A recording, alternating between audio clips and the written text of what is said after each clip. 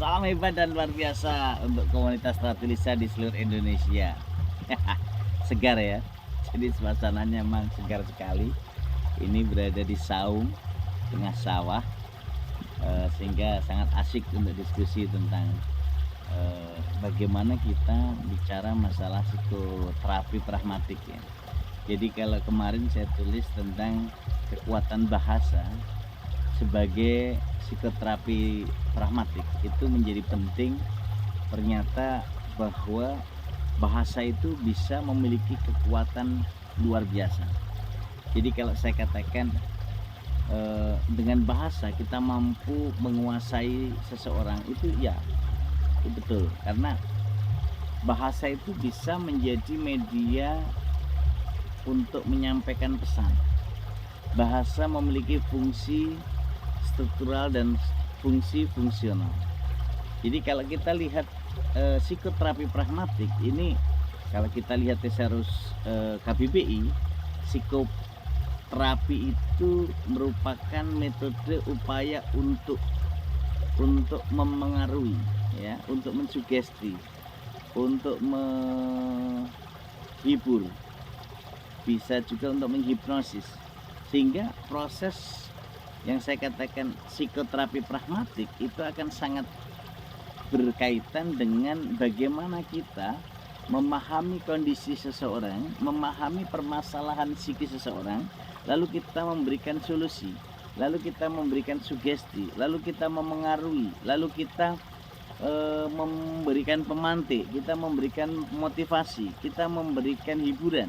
Maka salah satu bagian penting ketika kita memanfaatkan daya bahasa, kekuatan bahasa secara fungsional untuk dapat memberikan kontribusi positif terhadap kondisi psikis seseorang, ya tentu dengan psikoterapi pragmatik.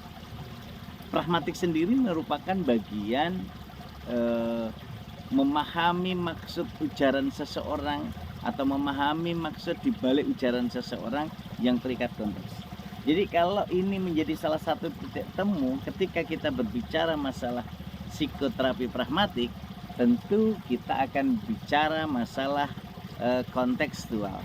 Sehingga proses yang tentu saja akan bernaung dalam pikiran kita, ini tentu akan memberikan kontribusi nyata dan tentu akan memberikan titik temu bagaimana kita bisa menyampaikan berbagai hal dalam konteks pembelajaran. Nah, teman-teman hebat dan luar biasa komunitas Ratulisa di seluruh Indonesia, mahasiswa pragmatik, tentu kita lihat bahwa dimensi-dimensi komunikasi pragmatik yang kita pahami, ada penutur, ada lawan tutur, ada peranggapan, ada implikatur, lalu mematuhi prinsip kerjasama, prinsip kesantunan.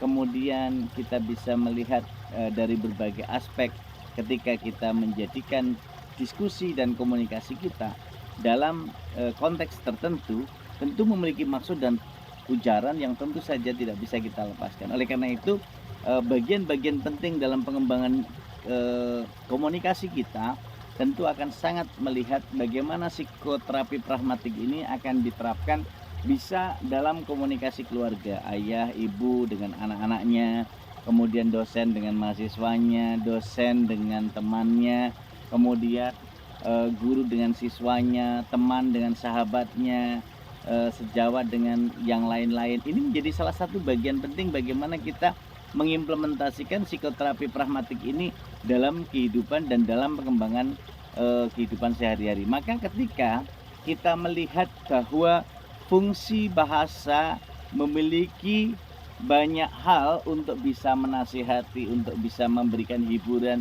untuk bisa memantik, memotivasi, menyemangati, semua menjadi bagian penting yang tentu saja ini harus kita tindak lanjuti dalam berbagai konteks pengembangan diri. Oleh karena itu, tentu teman-temanku hebat dan luar biasa,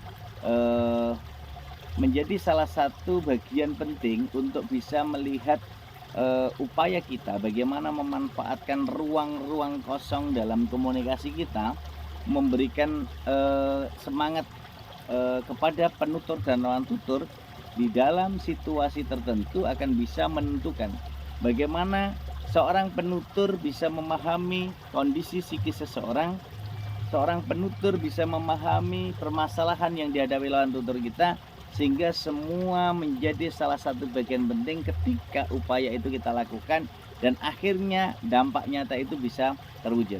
Nah, oleh karena itu teman-teman ibadah luar biasa, psikoterapi pragmatik harus mulai kita kembangkan dengan bahasa, dengan diksi, dengan gaya bahasa yang bisa memberikan support, memberikan pemantik literasi, pemantik motivasi, pemantik religi, dan akhirnya akan menjadi alat untuk bisa memberikan ruang berliterasi dengan Ratu Lisa, rajin menulis dan membaca bagi multi generasi NKRI. Oleh karena itu, pemahaman pragmatik sebagai linguistik fungsional, pemahaman kehidupan, pemahaman psikologi, ini akan terintegrasi dalam konteks pengembangan psikoterapi pragmatik dalam psikopragmatik. Nah, inilah yang harus kita lakukan terus-menerus sebagai seorang peneliti, pengkaji, dan juga pembelajar linguistik dalam bidang pragmatik. Tentu harus kita lakukan banyak literasi yang tentu saja akan memberikan ruang pengembangan diri